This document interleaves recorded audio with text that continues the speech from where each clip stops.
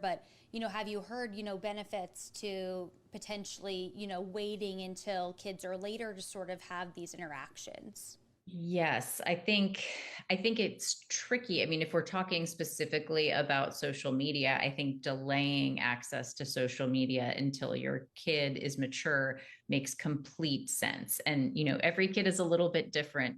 I we've got one of our kids is a teenager at home, and I'm trying to delay his access to social media inevitably, or like in forever, basically, if at all Right. possible.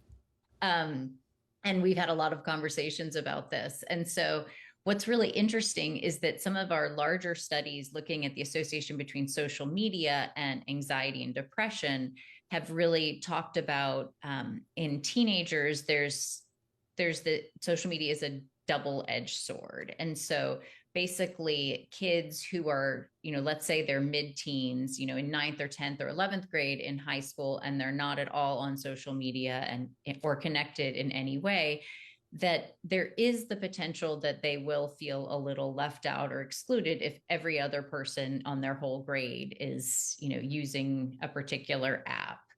Um, but what we also know is the more time you're spending on these apps, as you spend an hour or two or more a day, spending time on social media increases your risk or is associated with an increased risk of anxiety, of depression. If you're a girl, you're particularly sensitive to these effects, and it can cause sort of distorted body image and lower self esteem.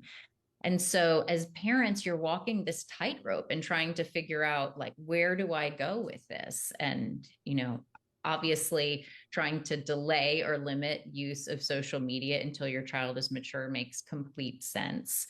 And at the point where you feel like it's a good time for them to start to use, trying to monitor as much as possible. Again, thinking back to our ultimate goal is our child is graduating high school and is becoming an adult. And at that point, they need to learn how to use this, and they may not have us looking over their shoulders while they're on their phone. And so you do want to have some exposure and some time where your child or your teenager is using social media before they leave, where you're able to monitor it. Does